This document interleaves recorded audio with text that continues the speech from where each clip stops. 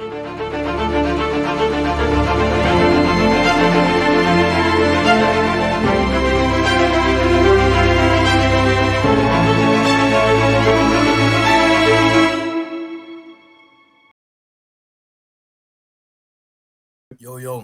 How about you? the summer is here. We have been all around the places, and amazing to be here. Very nice event, man. Cheers. Thank you, thank you. So it's a pleasure to you to be with us today. For sure, Appian is a great platform that is innovating into Web3 and into all blockchain world. So now you can be free to start sharing your screen. Our administrator will put it down here, Sure. and you can start sharing out what is happening for sure. All right. Perfect. There we go. I think that here is it. Perfect. So thank you, Nino, for being with us. Now I'm going to disappear. So the stage is yours. Thank you very much. All right. So I was thinking how to present what to say new about Apillon. A lot has been said already. Um, in all the events and online events that we have been around, we have talked, what we're doing, what we're integrating really close. So I have decided to be really concrete and go over a few slides where we are, showcasing our platform for anyone who is interested, because it shows the current state and what you can do immediately or what you can do today using Apillon and, of course, underlying services. So what you see in front of you right now is our dashboard. It's available on app.apillon.io. Anyone can create a free account, log in, and this is what you will see. Before proceeding, before creating any of those services and utilizing the underlying parachains, what you have to do is add a new project. This allows any user to have several projects and switch between them. You can also add multiple people to a project. So let's say you're working in a group. We also support this from the get-go. So this is essentially it. You can set up your, let's say, like user settings on the upper right corner, and then you also have project settings in the bottom left corner when you can get some specific details, and most importantly, generate the API keys. So, all right, now let's go into the services. So on the left side, you can see we have storage, hosting, and NFTs, and authentication and computing coming soon. What does this mean? Well, most of, or we can say all of these services are derived from parachains on Polkadot. So storage and hosting being derived from Crust and, of course, underlying IPFS storage. NFTs are derived from is a single flow which allows you to deploy your own NFT collection, and it's derived from Crust for metadata storage, and then you can choose to deploy between Astar and Moonbeam. Authentication, which we are integrating very soon, is derived from Kilt, and computing from Fala. So if we look at the storage real close, you can see this is how it looks like. Any user who enters storage has to create a new storage bucket first before utilizing this storage. Now, we have created a UX with the buckets, which simulates the Amazon S3 or any modern cloud storage provider usually works with buckets. So you have a logic of creating several buckets and then separating them and putting specific files into one bucket, specific files into another. So creating a new bucket requires you to just give it a name, some description, and you'll immediately get 5 gigabytes of free storage. Once the bucket is created, you open it up by clicking on storage and selecting the bucket that was created, and you can immediately utilize upload feature, which means you can either drag and drop or proceed however you wish with the uploading the files. The secondary way of uploading the files is via API. Obviously, if you are building a Web3 clone of Google Drive or Dropbox or something like that, it would essentially mean that you need to connect from your mobile app with the help of API and start pulling the files up. So yeah, this is how storage works. We can also work with folders. And here I pointed out the images and the metadata folders, which we're going to look into a little bit closer later. All right. The secondary service, also derived from Crust, as I said, is hosting. Essentially, this is storage on IPFS with help of Crust pinning, but we also support several stages. So as you can see, first you can upload the files and make sure that the files that compose of your website are successfully uploaded. Then you have a preview ability, which gives you ability to see how the website renders and if everything is okay before putting it to production. Now, the main difference between preview and production is that in the preview, we just display how this looks like on IPFS, but once you push it to production, we actually utilize Crust, we pin those files, we spend some money, and then it is in the Web3 storage. So once on production, you can say your website or your web app is decentralized and it's Web3. So once the files are, of course, on production, you get IPNS link. You can see the preview of your website here. You can use this link to share this website to anyone you like, or you can also, of course, connect your domain, where we will supply you with a free of charge SSL certificate. It's a Let's Encrypt certificate. It's very easy to set up your domain, and at that point, your website starts to exist on the web with the IPFS and Crust in the background.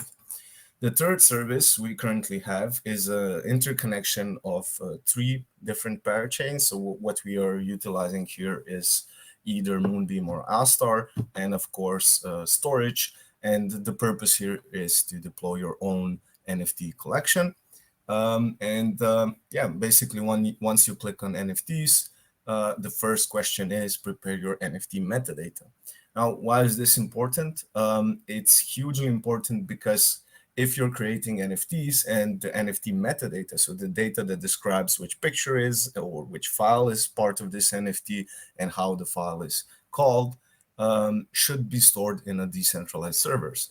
For those of you who remember FTX, they had their all NFTs stored in their central servers, and as the whole fiasco unfolded, those servers were shut down. So any user that would buy NFTs from FTX now has completely empty NFTs, which leads to nowhere, which have no pictures, basically for links. So why is this step important? Because if you say, I do not have NFT metadata, we're going to take you, with a lot of help through this process, and we're going to utilize our own storage service to provide you with decentralized storage for your NFTs. So the first step is uploading metadata in a CSV file. This is quite obvious. So you have a CSV file. It's a huge spreadsheet of all the NFTs you have with all the data you have. You just select the file like I did here, and the file is immediately loaded, and the metadata attributes are detected. If you confirm those metadata attributes, you can review whether the CSV file was rendered correctly at this stage. You can also change the view into this spreadsheet view. As you can see, we now have smart contracts by Moonbeam and Astar logo up on the right corner. And here is the ability to switch between card and table view. So at this point, what we can do is scroll up and down and see whether all the images are correctly placed with their names, descriptions, and additional attributes. If this is okay, then we may proceed. So at this step, now we are all about the smart contract deployment, right? So we have to set specific name, we have to set specific symbol, we can change the chain that we're using to deploy. So we support Moonbeam testnet, mainnet, and Astar mainnet. Soon also Astar WASM. Here we are talking, of course, about ERC-721, the most famous NFT collection deployment smart contract. After that, we can set total supply. For me, it was automatically detected on 113 of those warriors that you could see. Revocable, no. Soulbound, no. Which both mean revocable, that I cannot ever revoke any of those NFTs. Soulbound also means that If it's at no, that whoever mints this NFT will be able to send it forward. Then we have royalties address. So if those NFTs get sold forward, you do get some royalties, and this is like set in 5%. Besides that, we can also do drop. So how much minting would cost and when the drop starts. And you can reserve some of those NFTs for yourself so you don't have to pay. This is the last step. This is the preview of how the NFTs will look like once in production. You can use Slider to walk over them and see if you are happy with the final result. And before deploying, you will get our typical W3 warn, which tells you beyond this point, there is no turning back. Once you click deploy NFT collection, this will go to blockchain and it will become immutable. So once all this is done, the smart contract is of course deployed, and NFTs are there, but we need some sort of way to be able to mint them. So this does not mean that the collection is immediately shown on OpenSea or any other NFT marketplace. It is more intended for you to get a website that is able to connect to the smart contract and host this website and build it as you please. So here we have a case of me building a simple website for my imaginary Ghost Moon Warriors collection. Keep in mind, we do supply 3 different templates that immediately work with your configuration. We have Next.js, Vue.js, and also vanilla JavaScript, which you can just download from our GitHub and configure the website as you please. And of course, then use the hosting as I displayed before. So just pull the website into hosting like here, drag and drop, and it will immediately connect to the NFT smart contract, and anyone will be able to mint it. So this is where we are currently at. Once the authentication service is enabled, you will also be able to build some logic into your, either a game or NFT collection, meaning users will have to sign up. Those who are signed up will see one option. Other users will see different option. And of course, with computing from Phala, you will get some additional logic by utilizing the FAT contracts from Phala. So both of these are coming really soon.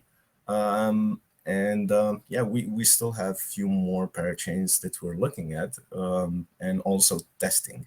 So I think it will be very fun in the next few months from the release point. This is it from my side, how the demo, how the website, how the dashboard currently looks. I'm open for any questions if anyone might have. So thank you so much, Nino, for this amazing introduction to the Apillon platform. At the end, we are we are builders in the Apillon platform. We host the coinref website in IPFS with your platform, and we have to say that it's really smooth interface and a really amazing experience. So thank you. We have a question for you about building on Polkadot. You have a really good talk there about why building on Polkadot.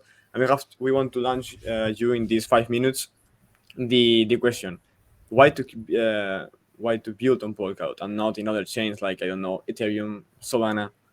What makes Polkadot special?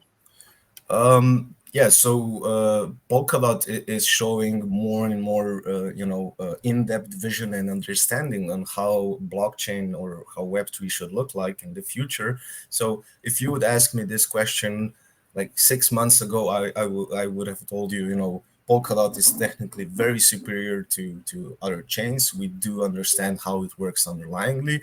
A lot of people who are skeptical and then take time and go, read about how it's constructed, about its architecture. Usually they change their opinion because they are fighting currently with the technology, on Ethereum, and it's really hard to achieve specific things or think about scaling in the context of Ethereum. So this is one part. The second part, which I always like to point out, is the governance part. And Polkadot's vision to put itself, as a leader within Web3 backend providers or blockchains, however you would call it. because we have to believe that, once you have a project like Polkadot who is fully focused on Web3, and then you have people on the other side in the governance, if both are aligned, then the choice will always be towards Web3. So these are my, two arguments from before. And now on the recent event, Polkadot event in Copenhagen, that we had the ability to hear Gavin talk about the Polkadot's future, it's another beast. It's completely aligned with how we were selling APIs up until this point. It's completely aligned with how businesses usually approach backend services or any services or software as a service, where you have complete control on how much you spend, how much you pay. And this is the new direction of Polkadot. It's selling block space as a commodity, and everything else technically is completely irrelevant, because business will come and they will say, okay, we might need 1 or 10 or 20 blocks a day for our Web3 component, while everything else can still be in Web2, because it's it does not need specific trust. But each time we write some specific data or something like that, we do want to buy a block or two from Polkadot just to make sure this is on chain. And this is the logic we will be able to sell, or parity business development will be able to sell. And I think this is huge. This is completely different from what anyone else is doing. Um, from context of Ethereum, etc., you are still competing with everyone else in the context of block space. You have no guarantees. You have no guarantees from price, no guarantees from time.